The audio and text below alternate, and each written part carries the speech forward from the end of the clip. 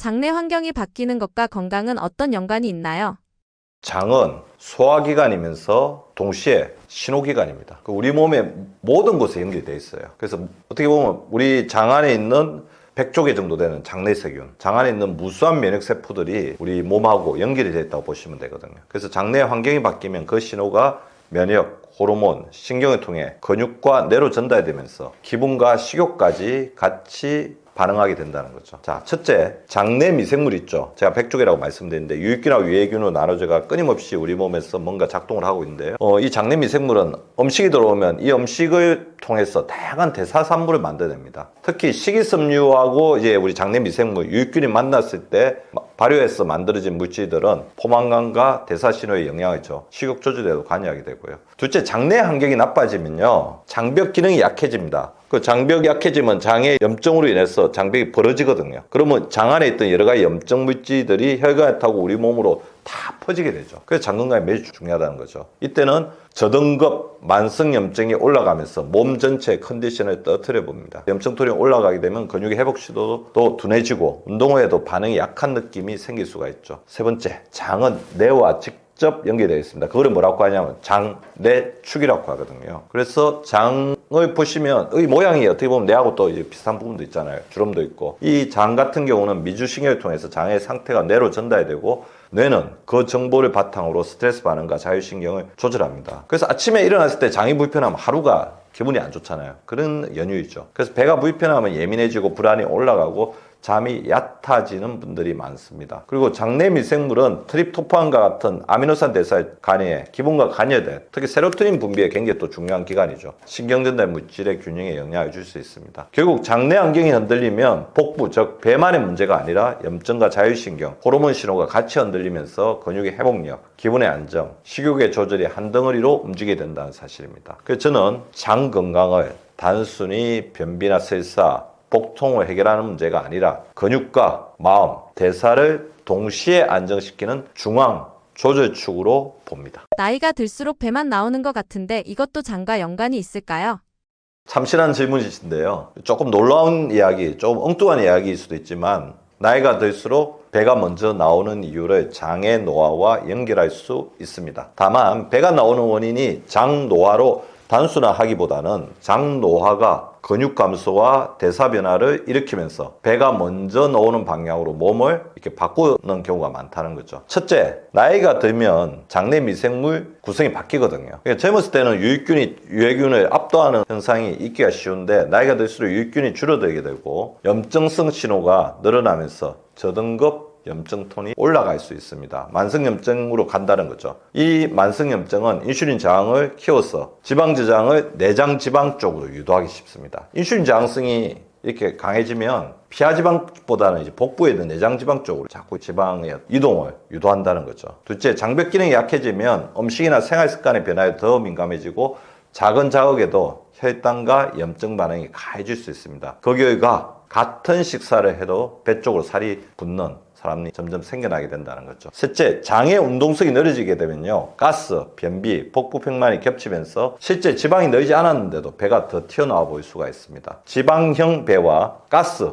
팽만형 배가 섞이는 거죠. 그리고 여기서 굉장히 중요하게 작용하는 배경이 있어요. 바로 근육입니다. 나이가 들면 하체 근육부터 줄어서 대사량이 떨어지고, 제가 아까 근육을 혈당의 창고라고 했잖아요. 혈당을 처리하는 능력도 감소하면서, 그러다 보니까 기초대사량이 떨어지고 혈당이 그냥 지방으로 계속 가면서 내장 지방이 늘기 쉬운 구조가 된다는 거죠. 장 노화로 생긴 염증과 대사 불안정이 이 흐름을 더 가속화하게 된다는 것입니다. 그래서 배가 먼저 나오는 것은 단순히 운동을 못해서 뿐만이 아니라 장, 대사, 근육, 나아가서는 혈당축까지 동시에 흔들린 결과로 보는 게 임상적으로 정확합니다. 정리하면 장 노화는 내장 지방을 늘리는 염증, 혈당 안경을 만들고 운동성 저하로 팽만까지 더해져 배부터 나오는 현상을 강화할 수 있습니다. 따라서 젊은 시절 허리띠를 유지하고 싶다면 장 노화를 근본부터 고쳐야 하는 것입니다. 식사 순서만 바꿔도 피로감을 줄이고 뱃살도 뺄 수 있다는데 어떤 건가요?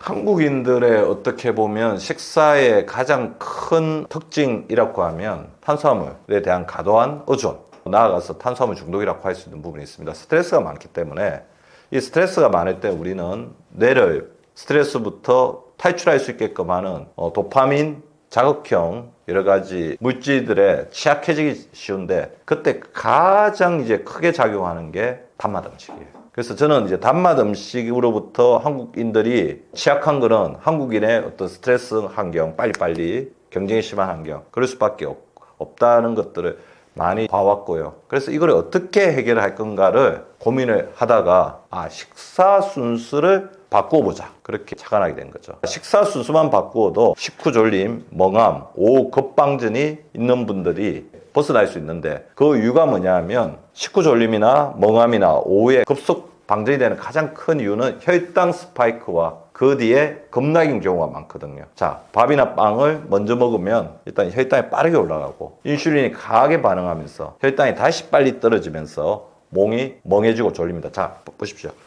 단맛 음식을 먹으면 혈당이 올라가죠. 그럼 인슐린이 놀래가지고 많이 분비됩니다. 그렇게 되면 다시 저혈당으로 쭉 내려가고 저혈당이 때 막 졸리고 힘들고 그러니까 다시 단맛 음식을 찾게 되고 올라갔다 내려갔다. 이거를 혈당 롤러 코스터라고 하고요. 식후에 일어나는 이런 저혈당을 저는 식후 피로 스위치라고 부릅니다. 그래서 핵심은 단순히 탄수화물 먹는 양을 줄이기보다는 혈당이 천천히 오르게 안전장치, 완충청을 깔아주자는 거죠. 방법은 간단한데요. 채소, 야채, 밥 순서로 먹는 건데 여기서 제가 고안한 닥터 박민수의 거꾸로 식사법은 조금 더 실전형이에요. 아주 극단적인 방법은 한 번에 야채 다 먹고 한 번에 단백질 다 먹고 그렇게 이제 먹도록 이제 했는데 그건 힘들잖아요. 그래서 한 젓가락씩 리듬을 만드는 방식으로 거꾸로 식사법을 저는 고안을 해봤습니다. 처음 1분은요 어떻게 드시냐면 야채 한 젓가락, 단백질 한 젓가락을 먹으면서 야채, 단백질, 야채 3번에서 5번 정도 반복해서 바닥을 깝니다. 처음 1분은. 자, 1분이 지나면 그 다음부터는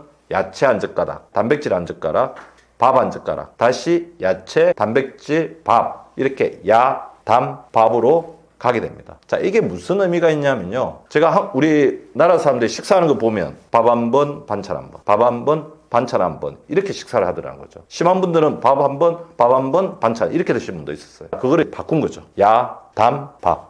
이렇게 먹으면 혈당의 피크가 낮아지고 식후 졸림이 확 줄어드는 분들이 많습니다. 특히 중성지방이 높거나 마른데 배가 나왔거나 LDL, 혈관을 경화시키는 동맥경화를 만드는 LDL 콜레스테롤은 정상인데 HDL, 좋은 콜레스테롤이죠. HDL 낮은 분처럼 당대사가 흔들리는 체질이라면 이런 거꾸로 식사법을 했을 때 훨씬 더 회복되는 체감이 빠릅니다. 이 방식의 장점은 스트레스가 적다는 거죠. 밥이나 빵이나 이런 걸 먹지 말라는 게 아니라 순서를 바꿔 먹을 걸 먹는 거죠. 그래서 스트레스가 적고 실천하기 쉬우니까 오래 간다는 것입니다. 정리하면 식사 순서를 바꾸는 건 단순한 습관이 아니라 피로를 만드는 혈당 곡선을 바꾸는 기술이고 그래서 몸이 덜 피곤해질 수 있습니다. 자, 1분 동안은 야, 단, 야, 단. 1분 후부터는 야, 단, 밥, 야, 단, 밥 명심해 주시기 바랍니다. 장을 편하게 만드는 식사가 운동 효과도 높인다고 하셨는데 이유가 무엇인가요? 매우 핵심적인 질문을 해주셨습니다. 운동의 반응이라고 하면 운동의 강도만으로 결정되지 않고 연류가 들어오고 염증이 내려가고 회복이 되는 몸이어야지 운동이 제대로 되고 그 운동이 성장으로 이루어지죠. 자, 그래서 첫째, 장이 편해지면 흡수가 잘 되겠죠. 단백질, 미네랄, 수분 같은 재료가 꾸준히 들어와야 근육이 회복되고 적응하는데 장이 불편하면 섭취도 흔들리고 흡수도 들쭉날쭉해집니다. 따라서 제가 이 말씀 왜 드리냐면 운동을 아무리 해도 근육이 안 생기는 분들은 장 건강에 다시 돌아봐야 된다는 거죠. 둘째, 장내 환경이 좋아지면 저등급의 만성염증이 내려가기 쉽거든요. 염증이 높으면 운동을 하면 오히려 자극이 아니고 부담이 됩니다, 몸에. 근육통이 오래가고 회복이 느리죠. 그러니까 운동은 또 잘 못하는 거죠. 더불어 장이 편해지면 혈당이 덜 흔들리게 됩니다. 그래서 혈당이 출렁이게 되면 운동 중에 에너지가 빨리 고갈되고 운동 후에도 피로가 오래 남습니다. 그러니까 자기 모르게 자꾸 운동을 깊이 하게 되죠. 반대로 혈당이 안정되면 같은 운동을 해도 지속력이 좋아집니다. 넷째, 장하고 뇌가 연결되어 있다고 했죠. 장내축이 안정되면 수면이 깊어지는 경우가 많아요. 결국 운동 반응은 운동하는 시간보다 운동 후 밤에 회복되는 시간이 더 중요한데 장이 그때 키포인트로 작용한다는 거죠. 다섯째, 장이 불편하면 코어를 잡는 호흡 자체가 얕아지고 복부 팽만 때문에 움직임이 불편해서 운동의 질이 떨어질 수 있습니다. 이것도 굉장히 큰 변수라고 할 수가 있습니다. 그래서 장이 편해지면 많은 분들이 운동이 갑자기 잘 된다라고 느낄 수 있죠. 사실은 체력이 갑자기 좋아진 게 아니라 회복을 막고 있던 방해물이 거친 것에 가깝다는 사실 반드시 명심하시고요. 정리하시면 장이 편해지면 흡수, 염증, 혈당, 수면이 동시에 안정되면서 근육이 운동 자극에 더 잘 적응하고 그래서 같은 운동을 해도 몸이 더 잘 반응하게 됩니다. 장 건강이 무너졌다는 몸의 신호나 전조 증상이 있을까요?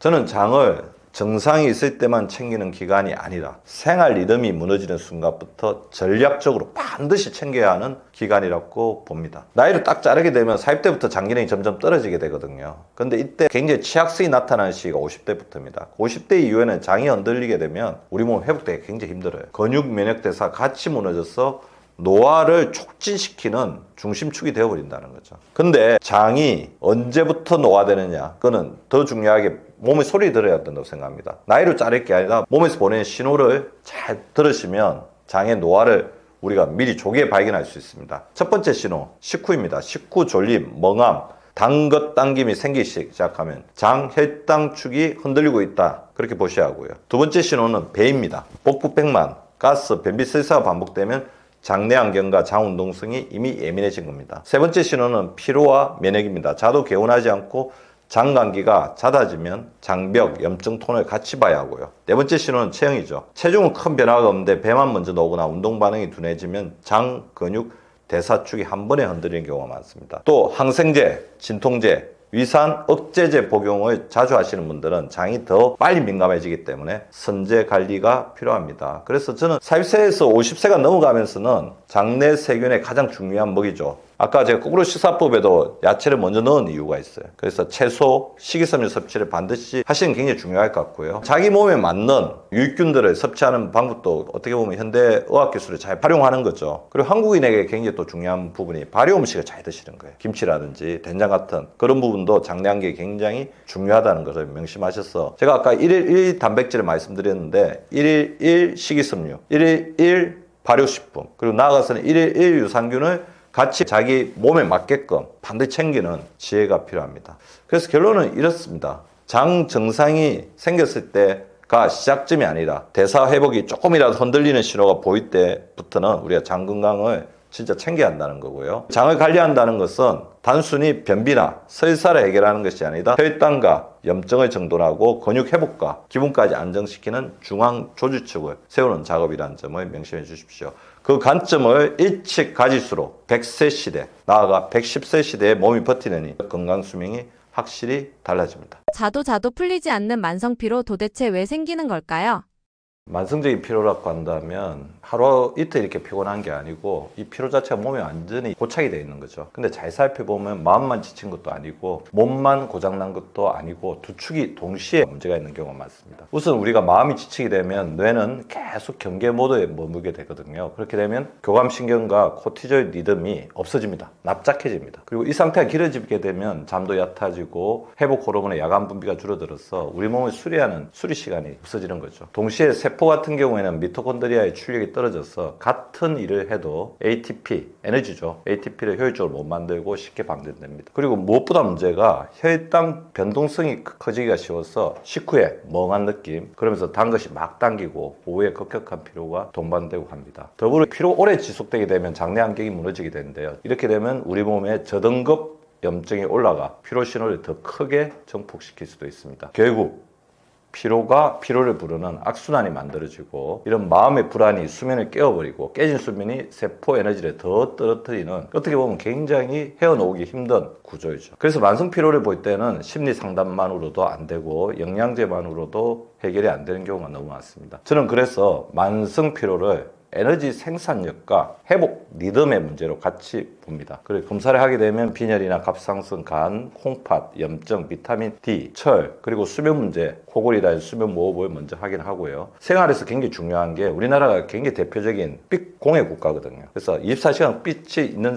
으로 사는데 그렇게 되면 우리 몸의 리듬이 완전 망가져버립니다. 그래서 생활에서는 야간에는 빛을 줄여야 되고요. 그러면 우리 장이 쉬어야 되기 때문에 야식도 줄여주어서 멜라토닌 리듬을 세우고 식후 10분 걷기가 굉장히 중요합니다. 혈당 스파이크를 막아주는 역할을 하거든요. 그리고 일주일에 근력 운동을 주 2, 3회 정도만 넣어도 미토콘드리아 출력이 다시 올라오는 분들이 매우 많습니다. 핵심은 만성 피로의 경우에는 의지로 버티는 것이 아니라 몸이 회복 모드로 들어갈 조건을 만들어주는 게 무엇보다 중요하다는 거죠. 마음은 그러한 바탕이 만들어져야지 비로소 편안해지고 세포는 그때부터 다시 충전됩니다. 그래서 만성 피로는 마음과 세포가 동시에 지친 상태로 이해하는 것이 가장 정확한 상황 판단이라고 할 수가 있죠. 우리 몸의 피로와 에너지에는 스트레스가 어떤 영향을 주나요? 스트레스가 우리 심리적인 부분이나 정신적인 부분이라고 생각하기가 쉬운데요. 스트레스가 쌓이게 되면 몸이 생각이 힘든 상태를 넘어서 세포 수준까지 문제가 생기기 시작합니다. 그래서 세포 수준에서는 에너지 생산 방식을 바꾸죠. 먼저 뇌가 스트레스를 위협 신호로 해석하면서 교감신경과 코티졸이 시도 때도 없이 켜지고 회복 모드가 아예 꺼져버립니다. 이렇게 되면 에너지는 저장 수리보다는 즉시 동원 쪽으로 배분되어 밤에 충전할 시간이 줄어들게 되거든요. 그리고 세포 안에서는 미토콘드리아가 쉬지 못하고 고출력으로 계속 돌다가 이 미토콘드리아가 에너지, 산소를 너무 많이 사용하다 보니까 활성산소 부담이 늘고 그리고 활성산소로 인한 산화 스트레스가 커지게 됩니다. 세포가 녹슬게 되는 거죠. 이러한 산화 스트레스가 누적이 되게 되면 미토콘드리아 효율이 떨어져서 같은 일을 해도 ATP를 덜 만들고 더 빨리 방전되는 현상이 나게 됩니다. 또 코티졸이 계속 높아져 있으면 이게 가장 큰 문제죠. 혈당이 쉽게 올라가고 변동성이 커지면서 에너지의 롤러코스터가 생깁니다. 이게 어떻게 보면 우리가 이 부분을 예측하기가 되게 힘들어지는 거죠. 그리고 혈당이 흔들리게 되면 뒤따라오는 문제죠. 인슐린 저항이 커지고 근육이 연료를 이제 받아야 되는데 그 문이 이제 잘 안 열려서 피로가 더 깊어집니다. 동시에 스트레스는 우리 몸의 염증의 톤을 높여서 몸이 아픈 듯한 피로, 그러니까 뻐근하고 뭔가 회복이 안 되는 듯한 그런 피로를 만들고 회복을 느리게 만들어 버립니다. 장도 영향을 받아서 장내 환경이 흔들리면 염증 신호가 더 커지면서 뇌와 기분도 같이 흔들릴 수가 있는 거죠. 결국 스트레스는 에너지 공장을 망가뜨리는 것뿐만 아니라 공장이 쉬지 못하게 만들면서 효율을 떨어뜨린 쪽으로 작동하게 된다는 거죠. 그래서 스트레스 쌓이면 아무것도 안 했는데 오히려 피곤한 상태가 나타납니다. 이럴 때 해법은 마음을 억지로 비우는 것도 굉장히 중요하지만 그게 잘 되지 않죠. 그래서 어떻게 보면 에너지 공장이 다시 정비될 수 있도록 하는 시간을 가지는 게 중요한데 그것 중에 가장 중요한 재생 시간은 바로 밤이라는 거죠. 일단 수면 시간을 고정하는 게 중요해요. 몇 시에 잠들고 몇 시에 일어난다. 자, 잠드는 것도 자기 마음대로 못 하잖아요. 그러면 일어나는 시간을 무조건 고정을 시키는 거죠. 자기가 몇 시에 잤든 간에. 그렇게 되면 우리 몸의 수면 리듬이 만들어지게 됩니다. 그리고 야간에 이제 빛을 차단하는 것도 굉장히 중요한데 저 같으면 이제 그렇게 말씀드리고 싶어요. 침실에는 빛을 내는 기기는 아무것도 가지고 하지 마라. 그러니까 핸드폰 같은 경우에도 거실에 두고 가는 게 좋습니다. 야간 빛 차단 굉장히 중요할 것 같고요. 식후에, 그래 저녁에는 약간 위가 빈 시간을 주는 게 중요할 것 같고 낮 동안 아침, 점심, 저녁을 먹고 난 다음에 그냥 의자에 앉는 게 아니라 가볍게 움직여주는 게 굉장히 중요합니다. 근육이 무엇보다 중요해요. 주 2, 3회 근력 자극을 해줘야 되는데요. 뭐 거창한 게 아닙니다. 하루에 10분 정도 스쿼트를 해주셔도 되고요. 그 다음에 의자에 대고 이렇게 팔굽혀기 간단하게 책상에 대고 하는 그런 어떤 부분들을 해주면서 몸을 근육을 쓰는 게 굉장히 중요하죠. 여기에 단백질과 마그네슘, 단백질은 근육의 재료, 마그네슘은 우리 근육의 긴장을 풀어주는 거죠. 에너지의 어떤 재료죠. 기본적으로 받쳐주면 회복 속도는 확 달라집니다. 정리하면 스트레스가 누적될수록 세포 에너지는 많이 쓰고 덜 만드는 구조로 바뀌게 되면서 피로가 만성화된다는 것을 아셔야 되고요. 그래서 스트레스를 그때그때 풀어주는 자기만의 루틴을 가지는 게 좋습니다. 쉬어도 회복이 안 되는 느낌이 드는데 몸 어딘가가 망가진 걸까요?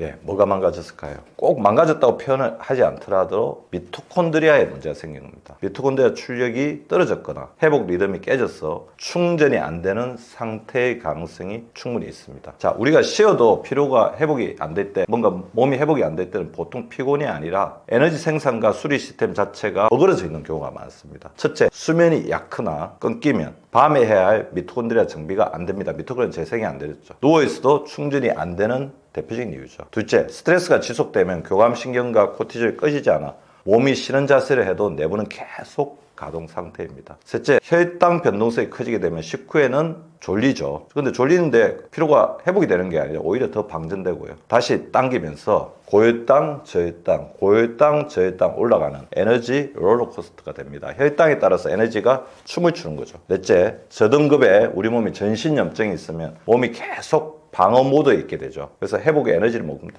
저등급 염증이라고 하면 그거예요. 우리가 염증이 확 오게 되면 우리 몸의 면역세포가 그걸 확 동원돼서 청소를 해버리는데, 대응을 해버리는데 낮은 등급의 염증이 몸속에서 계속 있으면 산에 잔불이 계속 남아있는 것과 똑같아요. 면역세포가 쉬지를 못하게 된다는 거죠. 더불어 빈혈이나 철, 결핍, 갑상선의 이상, 수면 무호흡 같은 문제는 미토콘드리아가 열심히 일하고 싶어도 재료와 산소가 부족한 결과를 초래해서 출력이 안 되게 됩니다. 그래서 쉬어도 회복이 안 된다는 것은 미토콘드리아의 파손 문제도 있겠지만 오히려 출력을 가로막는 조건이 지속된다는 신호일 때가 많습니다. 저는 이럴 때는 이렇게 순서를 잡고 고치기를 말씀드립니다. 수면의 질부터 일단 체크하십시오. 코골이, 중간에 각성이 되는지, 기상 후 필요한지부터 확인을 하시고요. 혈당 스파이크 패턴과 식후 졸림을 체크하십시오. 그래서 요즘에 연속 혈당계 같은 것도 있으니까 그런 부분을 또 사용해 보시는 것도 도움이 될 것 같아요. 평생 자주 이렇게 하실 필요는 없겠지만 평생에 한 번 정도는 일주일에서 2주일 정도 자신의 혈당이 어떤 식으로 춤추고 있는지를 아는 것도 굉장히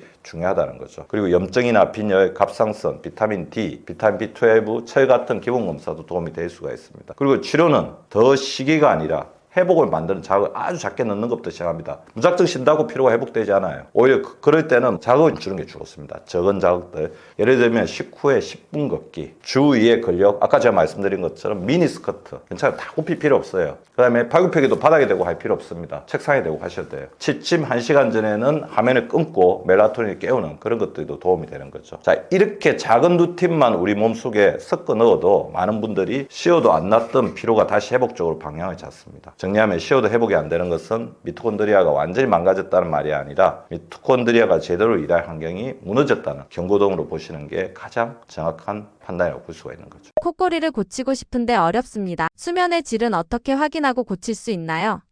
코골이의 가장 큰 이유는 대표적으로 그런 게 있죠. 코를 곤다는 거는 숨길이 막혔기 때문에 코로 숨을 몰아쉬는 거거든요. 그럼 숨길이 막힌 이유는 몇 가지가 있겠죠. 비만이 문제가 있을 수도 있고, 자는 자세가 좋지 못할 수도 있고 그렇습니다. 아니면 우리 잘 때는 근육이 부드럽게 이쪽에 긴장이 풀리는데 긴장이 풀리지 않는 강한 스트레스가 잠자는 시간 전까지 이어진다는 거죠. 그래서 저는 한 2가지, 3가지 정도 해보면 좋을 것 같아요. 가족에게 자기가 코를 고는지 물어봐도 되고요. 아니면 스마트폰 가지고 하루 정도는 찍어도 되겠죠. 실제로 자기가 코를 골고 있는지 확인하는 게 굉장히 중요하고요. 코를 골고 있다면 적정 체중을 유지하는 거 가장 기본이겠고, 스트레스 풀어주는 것도 중요한데 베개에 대해서도 한번 살펴보십시오. 베개 높이가 안 맞았을 때 그러신 분도 있거든요. 더불어 그 다음에 자는 동안 너무 긴장도가 올라가면 그럴 수가 있으니까 자기 전에 뭐 따끈한 우유 같은 거를 좀 드시면서 긴장도를 풀어준다든지, 자기 전에 반신욕이나 족욕, 온욕을 통해서 우리 근육의 긴장을 풀어주는 것도 굉장히 도움이 될 수가 있습니다. 더불어 집안 환경이 너무 건조되어 있는 것, 온도가 맞지 않는 것도 코골이 일으키는 굉장히 중요한 원인이 될 수가 있으니까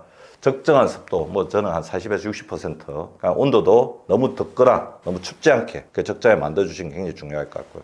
이런 연습도 해보십시오. 어떻게 보면 호흡이거든요. 코로 들이마셨다가 입을 내쉬는 거. 제가 이거를 코 호흡 훈련이라고 하는데 이런 부분도 도움이 될 수가 있습니다. 생각이 많아질수록 늙는다. 사실일까요?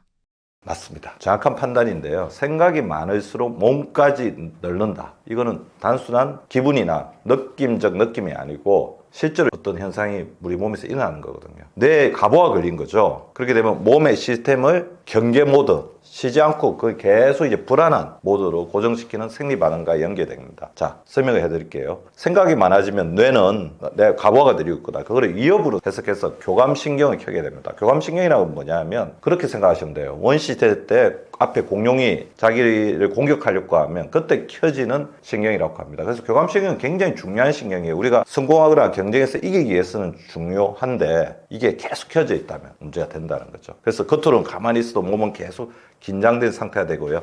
교감신경이 켜지게 되면 이거를 받쳐주는 우리 몸에 호르몬이 있어요. 스트레스 호르몬이라고 하죠. 코티졸 호르몬이 계속해서 높은 상태가 되다 보면 코티졸의 리듬이 올라갔다 내려갔다 하면서 몸에 긴장을 시켰다가 풀어줬다 이렇게 하면서 리듬을 만들어줘야 되는데 그 코티졸 리듬이 계속 높은 상태에 있다 보면 높은 상태로 있다가 어느 순간에 그냥 확 떨어져 가지고 납작해지는 그런 부분이 됩니다. 그 코티졸 리듬이 문제가 되고, 코티졸과 이제 교대로 우리 몸이 작동하는 게 멜라토닌이거든요. 낮에는 코티졸 리듬이 올라가서 몸을 어떻게 보면 충전을 시켜주고 활동할 수 있게 에너지 줘야 되는데 그런 기능도 떨어지고, 밤에는 이제 멜라토닌 나와서 멜라토닌이 우리 몸을 안정시키면서 수면을 해줘야 되는데 밤에 멜라토닌도 잘 안 올라와서 수면도 얕아지게 되는 그런 문제가 되는 거죠. 그래서 잠이 얕아지면 회복 호르몬과 어떻게 보면 성장 호르몬이 동시에 이제 분비가 되지 않게 됩니다. 동시에 혈당도 더 흔들리게 돼요. 스트레스 상태가 되게 되면 혈당을 올리는 방향으로 몸이 움직이죠. 왜 그러냐면요, 생각이 많다는 거는 스트레스고, 스트레스 상황은 우리가 이걸 이겨내야 되기 때문에 혈당을 계속해서 몸에서 만들어낸다는 거죠. 그렇게 되면 인슐린 저항성이 생기게 되고 우리가 또 단맛 음식이 땡기게 되죠. 그 단맛 음식을 먹게 되면 고혈당, 저혈당, 식후 스파이크와 급락이 반복되면서 더 피곤해지게 됩니다. 그리고 생각 과잉은 몸의 염증 톤을 올리거든요. 그래서 몸이 무거운 피로 같은 느낌을 만들 수 있게 합니다. 결국 마음의 소음이 커질수록 몸은 회복 대신 방어의 에너지를 쓰게 되고, 그래서 피곤한데 잠은 안 오고 쉬어도 개운하지 않고 작은 일에도 지치는 패턴이 생기게 됩니다. 철학적으로는 마음이 과거와 미래를 오가면서 현재를 떠나 있는 거죠. 생각이 많다는 것은 과거의 후회, 미래의 불안, 굉장히 안 좋은 거예요. 몸은 계속 대비 태세를 유지하게 됩니다. 몸은 현재에만 살 수 있는데 마음이 멀리 가 있으면 몸은 안전을 확보하려고 긴장을 풀지 못하는, 어떻게 보면 굉장히 불행한 이제 몸이 되죠. 마음이 자기를 지켜주는 게 아니라 마음이 오히려 어디로 계속 자기를 땅떨어지 같은 것으로 떠밀게 된다는 것입니다. 그래서 널는 느낌의 본질은 나이가 아니라 이 몸의 회복 리듬이 사라진 상태라고 보시는 게 좋습니다.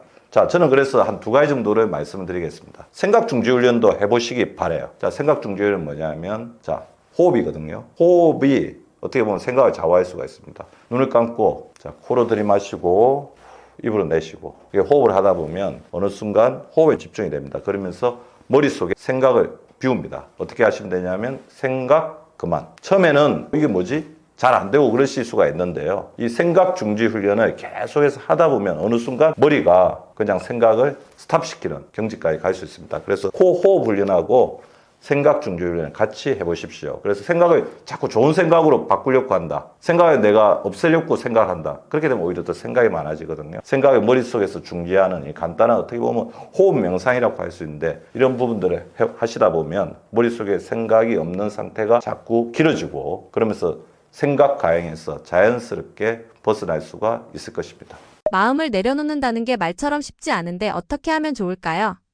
마음을 내려놓는 태도가 에너지 회복에 도움이 되는 지점은 분명합니다. 마음을 내려놓는 순간 우리 몸이 경계 모드에서 회복 모드로 넘어갈 수 있기 때문이죠. 그러면서 생각이 줄어들게 되고요. 교감신경이 내려가면서 호흡이 깊어지고 몸이 에너지를 방어에 급급한 게 아니라 회복에 쓰기 시작합니다. 이때 수면이 얕아지는 패턴도 완화되고 코티졸 리듬이 제자리로 돌아갈 틈이 생기는 거죠. 그래서 내려놓음은 피로의 불을 끄는 스위치 역할을 하게 된다는 거죠. 특히 불안, 반추, 완벽주의로 긴장이 지속되는 분들은 내려놓는 연습만으로도 식후 피로, 두근거림, 근육 긴장 같은 증상이 줄어들 수 있습니다. 또 마음이 편안해지게 되면 폭식이나 야식 같은 도파민 보상 행동이죠. 그래서 혈당이나 장내 환경이 안정되는 대로 간접적으로 도움이 될 수가 있습니다. 여기까지 도움이 되는 지점이고요. 내려놓음이 회복의 문을 열어주지만 문 안에 에너지를 채우는 재료까지 만들어주지 않으니까 이때부터는 본인이 이제 또 루틴을 만드시고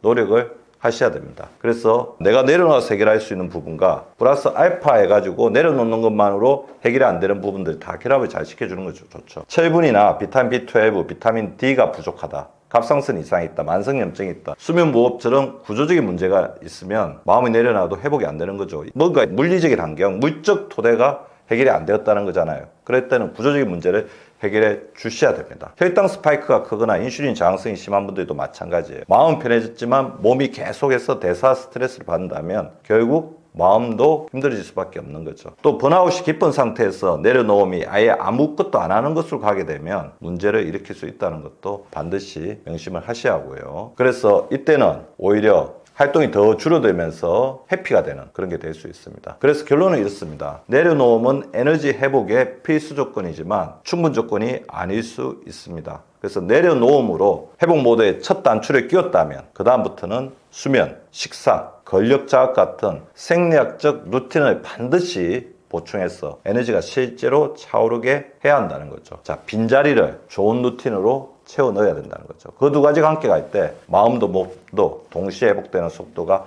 확실히 달라진다는 사실을 명심해 주시기 바랍니다. 숙면만으로도 노화 속도를 늦출 수 있을까요?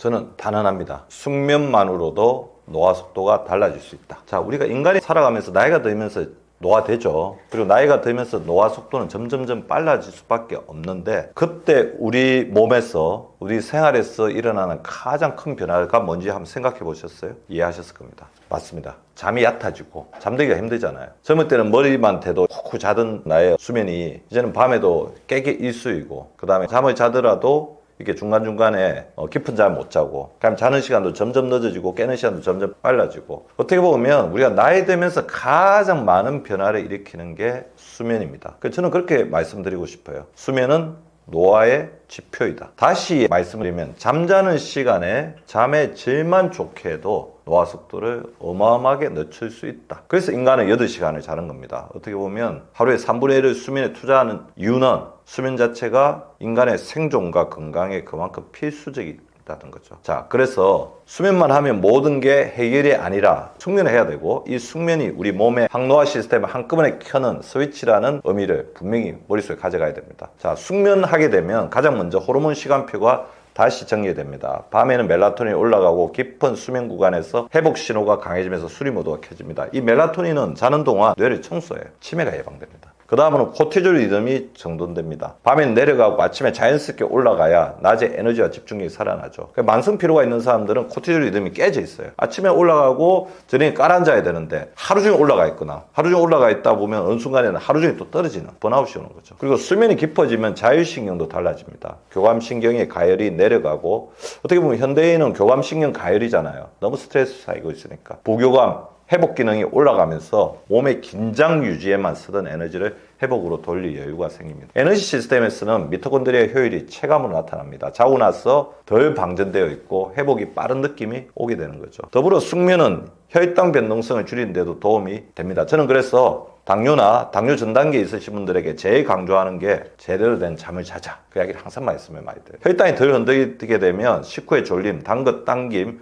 오후 급격한 피로가 줄어들면서 체중 관리도 훨씬 더 쉬워집니다. 염증 면에서도 숙면은 강력합니다. 만성적으로 올라가 있던 만성염증, 저등급 염증 톤이 내려가게 되면 관절 근육의 통증, 잠피로 같은 증상이 개선되는 경우가 많습니다. 마음의 균형도 결국 생리학입니다. 숙면이 쌓이게 되면 감정의 가열이 줄고 불안 예민함이 낮아지면서 판단이 맑아지고 기분이 좋아지는, 기분이 쾌활해지는 느낌을 경험하게 될 것입니다. 그래서 어떤 분들은 잠만 바로 잡아도 몸이 살아난다는 표현을 씁니다. 실제로는 회복 시스템이 다시 작동하는 거죠. 근데 여기서 반드시 짚어야 할 게 있죠. 내가 잠을 제대로 못 자게 하는 구조적인 문제가 있는지 없는지를 반드시 체크하셔야 됩니다. 수면 또 체크를 하셔야 되고요. 빈혈이 있어도 깊은 잠 못 자요. 그래서 철결핍이 있는지, 그리고 우리 비타민 중에서도 비타민 B12의 결핍이 있는 것도 숙면에 영향을 미칠 수가 있습니다. 갑상 기능이 이상이 있지 않는지, 만성염증 같은 구조적 문제가 있으면 숙면을 하더라도 회복이 느리거나 부족할 수가 있으니까 반드시 체크를 해보시고요. 또 술, 야식, 늦은 카페인처럼 숙면을 깨는 요소가 계속되면 자긴 했는데 개운하지 않은 상태가 나왔습니다. 그래서 숙면을 잘 못하시는 분들은 오후 시간에 카페인 먹는 거 절대 피해 주셔야 되죠. 결론적으로 숙면은 노화를 늦춘 데서 가장 강력한 시작점이자 굉장히 중요한 요소입니다. 다만 숙면할 수 있는 몸, 숙면을 나의 결과로서 이제 가지기 위해서는 빛이나 시간이나 식사 활동을 같이 정리해서 수면이 깊어지 객관적인 조건, 토대적인 조건을 만들어야 한다는 거죠. 그 조건이 갖추어지면 회복 호르몬, 에너지 마음 균형은 생각보다 빠르게 제자리 찾고, 그게 결국 노화 속도의 차이로 이어지게 된다는 거죠. 최악의 습관이 밤에 스마트폰을 보는 습관이라고 하는데 사실인가요? 정확하죠. 저는 현대인에게 있어서 밤에 스마트폰을 보는 습관이 노화를 앞당길 수 있다. 핵심적으로 말씀드릴 수 있습니다. 자, 스마트폰 자체가 노화를 만드는 게 아니고, 밤에 늦게까지 보는 스마트폰이 회복의 밤을 망가뜨려서 결과적으로 노화 쪽으로 우리 몸을 기우게 한다고 생각하시면 됩니다. 첫째, 밤에 빛이 문제죠. 화면의 밝은 빛은 멜라토닌 신호를 늦추고 약하게 만들어 잠드는 시간을 밀어내고 깊은 잠을 방해할 수 있습니다. 둘째, 빛보다 더 큰 건 각성이죠. 뉴스나 댓글, SNS 업무 메시지는 뇌를 흥분시키고 교감신경을 켜버립니다. 누워있고 자고 있는데도 몸은 머릿속에서는 경계 모드로 이렇게 계속해서 돌아가고 있는 거죠. 셋째, 그 결과 수면의 질이 떨어지게 됩니다. 잠이 얕아지고 중간에 깨기 쉬워지면 밤에 해야 할 회복 작업이 삭제되는 거죠. 그리고 회복이 줄어들게 되면 어떻게 돼요? 다음날 에너지가 떨어집니다. 쉬었는데도 개운하지 않다가 반복되고 피로가 누적되고, 이런 누적된 피로는 낮에 활동력을 떨어뜨리기 때문에 밤에 잠이 들리면 뭔가 노곤한 느낌이 있어야 되잖아요. 그것 자체를 또 봉쇄하기 때문에 회복하지 못하고 밤에 또 잠들지 못하고 악순환을 가지게 된다는 거죠. 잤을 때 혈당과 식욕도 흔들리게 됩니다. 밤이 무너지면요, 밤에 깊은 잠 못 자면 잘 생각해 보시죠. 그런 날에서도 다음날 당기고 식후 졸림이 심해지고, 그리고 또 밤이 되면 야식 충동이 늘어서 대사 리듬이 더 깨어지고, 그러다 보니까 또 깊은 잠 못 자고. 그래서 어떻게 보면 깊은 잠을 자는 게 혈당과 식욕에도 굉장히 중요하다는 것입니다. 여섯째, 염증 톤도 올라갈 수 있습니다. 수면이 부족해지고 리듬이 붕괴되면 저등급 염증이 키워 몸을 무겁게 만들고 회복을 늦추게 됩니다. 그래서 수면 부족, 수면의 질의 저하가 노화를 앞당긴다는 말은 하루 이틀의 문제가 아니라 이 패턴이 습관으로 고착될 때 현실화됩니다. 제가 그래서 원장님 어떻게 하면 좋겠어요? 물어보시면 제가 권하는 기준은 간단합니다. 취침 1시간 전부터는 화면을 끊자. 정 그게 힘들면 밝기를 최소로 낮추고, 밤에 잘 때는 너무 자극적인 콘텐츠보다는 기분 좋은 콘텐츠 위주로 보시고요. 침대에서는 폰을 손에서 내려놓는다. 그래, 내 침대에는 폰을 가져가지 않는다. 그 원칙만 지켜도 몇 주가 지나면 확연한 차이가 날 것입니다. 결론적으로 말씀드리면 스마트폰이 노화의 원인일 수도 있지만, 그것보다 더 중요한 것은 스마트폰이 회복을 빼앗는 습관이 될 때 노화를 앞당기는 방향으로 작동한다. 그렇게 보시면 정확합니다. 피곤이 누적되면 체중도 증가한다는데 이유가 무엇인가요? 예, 가능성이 있죠. 더불어 멜라토닌이 부족해서 살이 찐다, 그렇게 단독 원인을 말하면 가장처럼 느껴질 수 있겠지만, 저는 멜라토닌 중요성 굉장히 강조하고 싶고요. 정확히 말씀드리면 멜라토닌이 부족해지는 상황 자체가 우리 몸의 메타볼리즘, 대사 과정을 비만 쪽으로 기울이기 쉽다는 거죠. 대부분 이제 우리 시청자분들은 단순 수면 유도 호르몬으로 알고 계실 건데, 저는 이 멜라토닌을 밤에 몸을 회복 정비 모드로 전환시키는 리듬 신호, 리듬 호르몬이라고 말씀을 드리고 싶습니다. 멜라토닌 보내는 이 리듬 신호가 약해지면 잠이 늦어지고 얕아지기 쉬운데요, 그 순간부터 살이 찌기 쉬운 조건이 만들어진다는 거죠. 첫째, 수면이 부족하면 밤늦게 깨어있잖아요. 그래서 식욕 조절이 흔들려서 단 것과 야식 욕구가 늘고 포만감이 늦게 옵니다. 둘째, 밤을 새거나 늦게 자는 패턴은 혈당과 인슐린 감수성을 불리하게 만들어 같은 식사를 했는데도 지방 저장 쪽으로 치우치기 쉽게 만들고요. 셋째, 수면이 깨지면 다음날 활동량이 줄고 운동 반응도 둔해집니다. 이게 쌓이면 결국 에너지 소비도 줄어드는 방향으로 간다는 거죠. 넷째, 밤에 빛을 오래 보면서 멜라토닌이 억제되면 생체 시계가 뒤로 밀리고 먹는 시간이 늦어지면서 체중 증가의 유혹에 시달릴 수 있게 됩니다. 그래서 실제 현장에서는 멜라토닌 부족이 살을 찌우는 쪽으로 이제 작동한다, 그렇게 보기보다는 리듬 붕괴의 표시로 나타나는 경우가 많습니다. 근데 여기서 아셔야 될 게, 멜라토닌을 보충제로 먹는다고 해서 체중이 자동으로 빠지는 것은 아니라는 것입니다. 어떤 분들에게는 수면 시작을 돕는 데 도움이 될 수 있지만, 삶 문제의 본질이 야식, 음주, 수면 부족, 스트레스라면 보충제만으로는 한계가 있습니다. 오히려 핵심은 멜라토닌이 잘 녹게 만드는 환경을 구성하는, 내 몸에 있는 멜라토닌이 잘 활용하는 게 더 중요하다는 거죠. 잠드는 시간은 고정한다. 그리고 기상 시간도 고정한다. 잠들기 전부터는 화면과 밝은 조명을 줄이고, 오후 시간에는 카페인을 되도록 섭취하지 않는다. 저녁에 먹는 술이 교감신경을 올리고 멜라토닌의 분비를 낮출 수 있기 때문에 술도 최대한 자제한다. 그리고 저녁 식사는 가볍게 해서 우리 몸이 장이 쉴 수 있게 만들어주는 게 중요하고요. 그리고 만약에 저녁 식사 후에 노곤함이 있을 수가 있죠. 그 식후 10분 걷기를 루틴화 시킵시오. 작은 움직임을 넣으면 혈당 리듬이 안정되면서 체감이 빨리 오게 됩니다.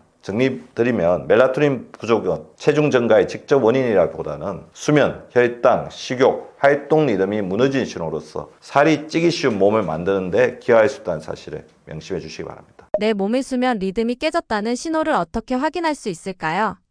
수면 리듬이 깨졌을 때 우리 몸에서 가장 타격을 받는 기관이 하나가 있는데요, 바로 미토콘드리아입니다. 미토콘드리아가 리듬을 잃고 출력과 효율이 떨어지는 방향으로 갑니다. 자, 미토콘드리아라고 하면 전 딱 이렇게 말씀드리고 싶어요. 세포의 발전소이다. 근데 이 발전소를 움직이게 만드는 하루 시간표가 있습니다. 자, 밤에는 미토콘드리아도 회복과 정비, 낮에는 사용과 생산의 이런 리듬적 구조를 가지고 있고, 이게 맞아야지 효율이 좋아지게 됩니다.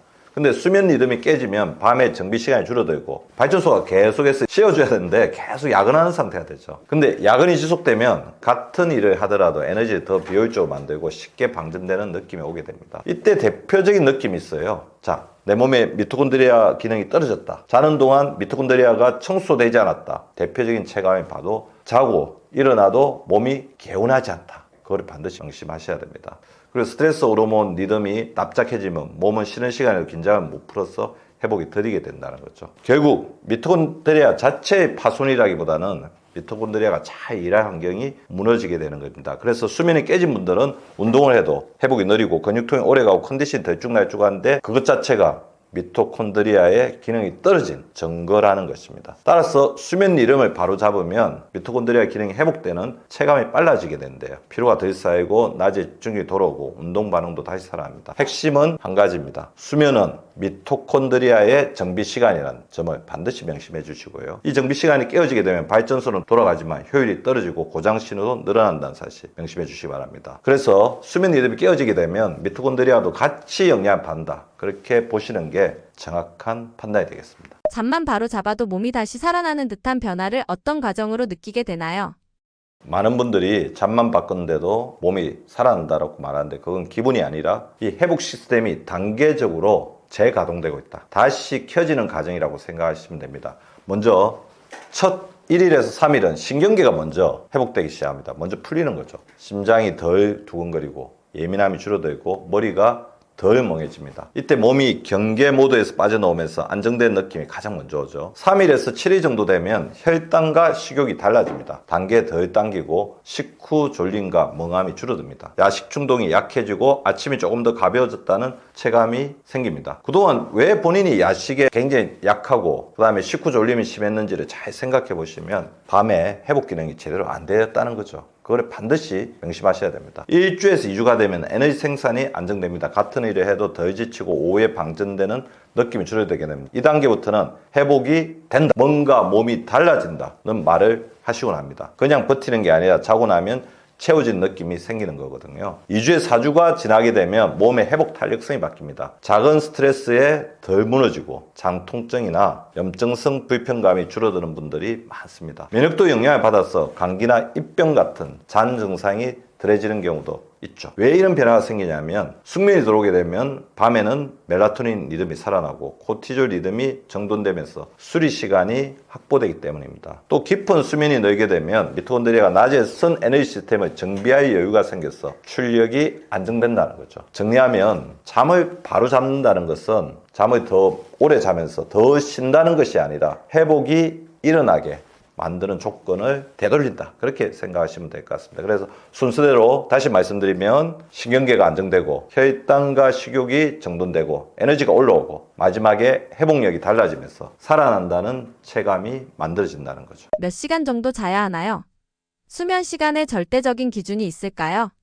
절대적인 기준은 없어요. 하지만 우리가 12시라는 시간이 상징적인 시간입니다. 그래서 12시에는 잠이 들어있으면 좋을 것 같아요. 왜 그러냐면 그 시간대부터 성장 호르몬과 멜라토닌 호르몬이 본격적으로 분비가 되거든요. 그래서 저는 12시 전에는 잠자리 더 자. 그럼 하루에 몇 시간을 자야 되느냐? 저한테 많이 물어봅니다. 사람에 따라 달라요. 그렇지만 7시간에서 8시간은 확보하는 게 좋다. 6시간 조금 부족하다고 보이고요. 너무 오래 자는 것도 안 좋겠죠. 그래서 가장 안정적으로 잔다고 하면 11시 정도에서 잠이 들어서 7시 정도에 깨는 그 시스템. 뭐 조금 7시간만 자야 된다면 11시에 잠이 들어서 6시에 잠이 드는 그런 시스템. 도움이 될 것 같고요.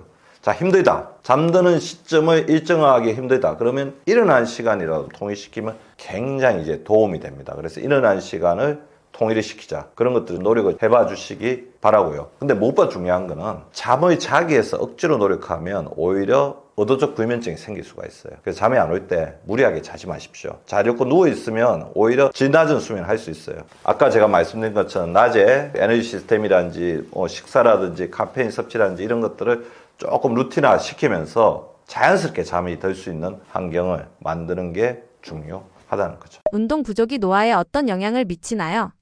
노화를 실제로 앞당깁니다. 저는 운동 부족을 하게 되면 우리 사람들이 운동이 부족하면 그냥 살이 찐다. 그래서 살이 찌지 않게 해서 운동을 해야 된다. 그렇게 말씀 많이 하시는데요. 그것보다는 조금 더 근원적인 문제로 저는 들어가야 된다고 생각합니다. 운동이 부족하면 몸이 젊게 작동하게 만드는 신호가 끊긴 상태다. 그렇게 표현해 주시면 좋을 것 같아요. 그래서 근육에 대해서도 정의를 다시 해 주셔야 돼요. 근육은 단순히 힘을 쓰는 기관이 아니라 수축할 때마다 전신에 회복 메시지를 보내는 신호기관이다. 호르몬 기관이다. 이렇게 생각하셔야 됩니다. 왜 그러냐면요. 운동하게 되면 근육에서 마이오카인 같은 호르몬이 나오거든요. 이 호르몬은 함염증 물질입니다. 우리 몸에 있는 염증을 낮추고 혈당 안정시키고 뇌와 혈관까지 도움을 주고요. 치매까지 예방할 수 있습니다. 근데 운동이 부족하게 되면 이 마이오카인과 같은 회복 신호가 줄어들어서 몸이 회복 모드로 들어갈 기회가 사라지게 됩니다. 또 동시에 미토콘드리아가 또 굉장히 중요하게 운동과 연관이 되는데요. 미토콘드리아는 쓸 일이 있으면 늘어나고 안 쓰면 줄어드는 특성이 있습니다. 따라서 운동이 줄어들게 되면 에너지 공장의 숫자와 효율이 떨어져 미토콘드리아 기능이 떨어지게 되죠. 미토콘드리아 숫자가 줄어들게 됩니다. 같은 일을 해도 더 빨리 지치고 회복이 느려진다는 거죠. 이때 생기는 대표적인 변화가 활동량이 감소하고 더 피곤하니까 더 안 움직임의 악순환이라는 것입니다. 또 근육이 줄어들게 되면 저는 이 근육을 어떻게 말씀드리냐면 당뇨가 있으신 분들한테 근육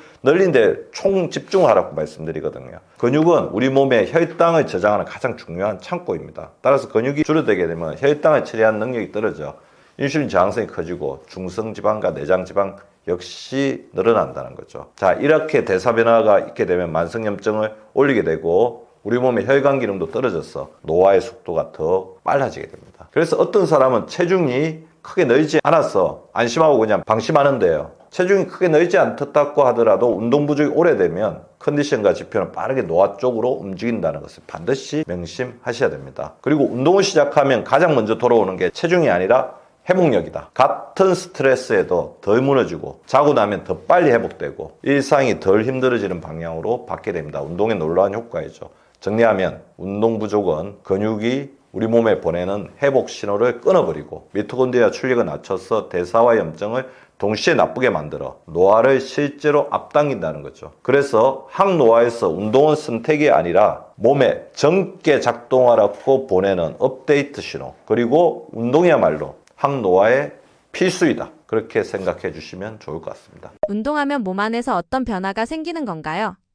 운동을 하게 되면 몸 안에서 어마어마한 변화들이 생깁니다. 단순히 운동했으니까 기분이 좋다, 그렇게 느끼게 하는 걸 넘어서 몸 안의 시스템을 젊은 쪽, 그러니까 영한 쪽으로 다시 세팅한다는 거죠. 근육이 수축하게 되면 마이오카인 같은 항염증 호르몬이 나와서 염증을 낮추고 면역의 톤을 조절하게 됩니다. 그래서 운동을 꾸준히 하신 분들이 잔염증, 잔통증, 몸의 무거움이 서서히 줄어드는 분들이 많습니다. 둘째, 혈당 처리 방식이 바뀝니다. 운동을 하면 근육이 포당을 더 잘 받아들이면서 식후에 혈당 스파이크가 줄어듭니다. 그 결과 식후 졸림이 덜하고 단계 당기는 횟수가 줄어들며 오후에 컨디션이 안정되는 체감이 오게 되죠. 셋째, 우리 몸의 에너지 공장, 미토콘드리아가 늘어나고 효율이 좋아집니다. 그래서 같은 일을 해도 덜 지치고 회복이 빨라지는 느낌이 생기죠. 넷째, 굉장히 중요하죠. 혈관이 달라집니다. 운동은 혈관 내피 기능을 개선해서 혈류가 좋아지고 혈압 조절이 부드러워질 수 있습니다. 이때 가장 도움을 받는 게 심장과 뇌겠죠. 다섯째, 근육량이 늘게 되면 대사량이 올라가면서 기초대사가 좋아지죠. 내장이 쌓이는 속도가 느려집니다. 여섯째, 뇌도 변해요. 스트레스 반응이 완만해지고 불안과 예민함이 줄며 잠이 더 깊어지는 경우가 많습니다. 중요한 것은 운동이 단위 효과가 아니라 근육, 혈당, 혈관, 뇌, 면역을 동시에 건드리는 전신 자극이라는 점입니다. 그래서 운동을 시작한 분들이 살이 빠져서 좋아졌다 보다 먼저 말하는 게 나의 하루가 덜 힘들다 입니다. 정리하면 운동은 기분을 바꾸는 활동뿐만 아니라 회복 호르몬과 대사 시스템을 재정렬해 몸이 스스로 회복되도록 만드는 생리학적 스위치를 눌러야죠. 스위치 누르지 않으면 스위치가 녹슬어 버린다는 사실 반드시 명심하시기 바랍니다. 노화를 막기 위해 가장 추천하시는 운동은 무엇인가요? 운동하면 조금 거창하게 많이 생각하시죠. 운동복 입고 헬스클럽 가고 아니면 나가서 달려야 되고 이제 그렇게 하는 것도 바람직한데요. 근데 운동의 시작을 잘 못 내시는 분들이 정식적인 거창한 운동을 하려고 하면 좌절하기가 쉽거든요. 그래서 저는 조금만 움직여도 운동이다. 그리고 조금만 움직여도 염증이 줄어들고 몸이 좋아진다. 그렇게 말씀드리고 싶습니다. 여기서 조금의 기준은 격한 운동이 필요는 없다는 거죠. 자주 움직이는 게 중요해요. 자주 움직여서 정체를 끊어주는 것만으로도 염증 톤이 내려갈 수 있습니다. 저는 그래서 항상 강조하죠. 세상에서 제일 나쁜 자세는 한 자리에 오래 있는 자세. 몸을 끊임없이 움직여 주십시오. 저 같은 경우는 진료실에서 환자 보다가 이제 남는 시간에는 환자 보고도 일어나서 손도 틀어주고 바이도 돌리고 또 미니 스쿼트도 하고 뭐 그렇게 하고 있습니다. 왜 그러냐면 가벼운 움직임도 근육 수축을 만들고 근육은 그 순간부터 항염증 쪽으로 작동하게 됩니다. 둘째, 식후에 조금만 걸어도 제가 굉장히 또 강조하는 게 식후 10분 걷기거든요. 식후 당뇨를 예방하는데 굉장히 중요해요. 식후에 조금만 걸어도 혈당이 덜 튀고 덜 오래 머물러서 혈당 스파이크 만드는 염증 자극을 줄일 수가 있습니다. 셋째, 오래 앉아 있으면 혈류와 림프 흐름이 정체되는데요. 이 정체 자체가 나중에 뭐 정맥류도 일으킬 수 있고 뭐 그렇지만 심장이나 뇌에 굉장히 부담을 준다는 거죠. 조직 스트레스를 높여서 염증을 키우는 방향으로 가게 됩니다. 그래서 1시간 앉아 있으면 2, 3분은 반드시 일어나서 몸을 움직여라. 그렇게 하시면 몸이 다르게 반응을 하는데요. 소량의 활동이 이렇게 쌓이고 쌓이면 내장 지방이 만드는 염증 신호가 서서히 줄어드는 방향으로 갑니다. 그래서 현장에서 제가 가장 현실적으로 처방을 드리고 싶은 부분, 운동을 더 해라가 아니라 앉아있는 시간을 끊으라입니다. 예를 들어 하루 2번 식후 10분 걷기만 해도 식후 졸림과 멍함이 줄어들었다는 분들이 많습니다. 다만 한계도 있습니다. 수면 부족, 과음, 초강호 식품, 치주형 같은 큰 원인이 그대로 있으면 작은 움직임만으로 제한됩니다. 그렇지만 그걸 고쳐주시고요. 지금 우리 영상을 보고 계신 우리 시청자분들 보시면서 자 이거 따라해 주십시오. 손 털고 잼잼.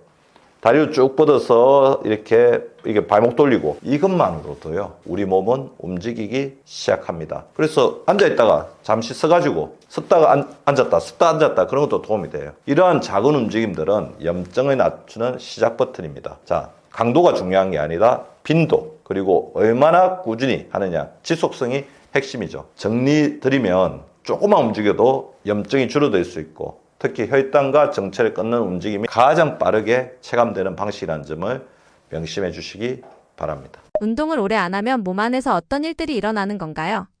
운동을 안 하면 제일 타격받는 기관이 뭘까요? 저는 미토콘드리아라고 봅니다. 운동을 오래 안 하면 미토콘드리아가 완전히 사라진다. 그렇게 표현할 수 있지만 더 중요한 거는 미토콘드리아가 살아는 있지만 출력과 효율이 떨어져. 우리 프린터 있죠? 오프 모드, 대기 모드처럼 그러니까 작동하지 않는 꺼진 상태가 되기가 쉽다는 것입니다. 미토콘드리아 앞으로 이제 굉장히 우리가 100세까지 살아가는 데 있어서 내가 에너지 있게 살아가려면 제일 중요한 신체 기관인데요. 이 미토콘드리아는 고정된 기관이 아닙니다. 내가 몸을 얼마나 쓰느냐에 따라 숫자와 성능이 달라진다는 점을 반드시 명심해 주시면 좋을 것 같습니다. 운동을 하면 에너지 수요가 늘겠죠. 에너지를 많이 써야 되죠. 그럼 미토콘드리아도 따라서 늘어나게 되고 고효율도 변하게 되는데 운동을 하지 않으면 그 반대가 되어버린다는 거죠. 쓸 일이 없으니 미토콘드리아의 숫자를 줄이고 최소한만 돌리자로 몸이 재설정되고 그 몸의 설정치에 맞춰서 미토콘드리아도 자기 환경이 설정되게 됩니다. 이렇게 되면 어떻게 되냐면요. 미토콘드리아에서 만드는 ATP 생산이 부족해서 쉽게 지치고 같은 일을 해도 더 빨리 방전되는 느낌이 오게 됩니다. 또 지방을 잘 태운 능력도 떨어져서 식사 후 피로감이나 체중 증가가 함께 오는 경우도 많죠. 근육이 줄어들게 되면 문제는 더 커지게 됩니다. 우리 몸에서 미토콘드리아가 가장 많은 곳이 어딘지 아세요? 바로 근육이죠. 미토콘드리아의 가장 큰 무대가 근육인데 무대 자체가 줄어들게 됩니다. 생각해 보십시오. 가수가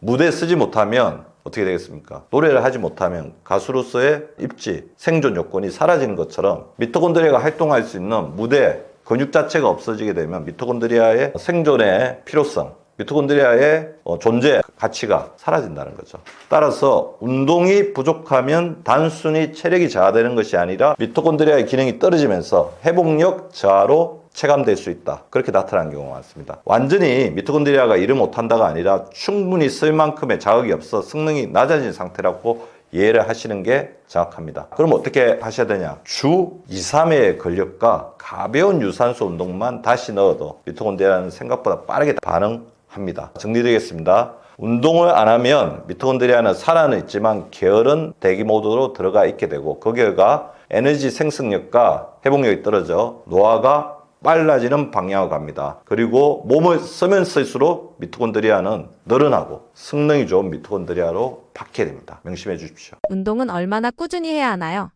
운동을 하면 회복 효과가 바로 오나요?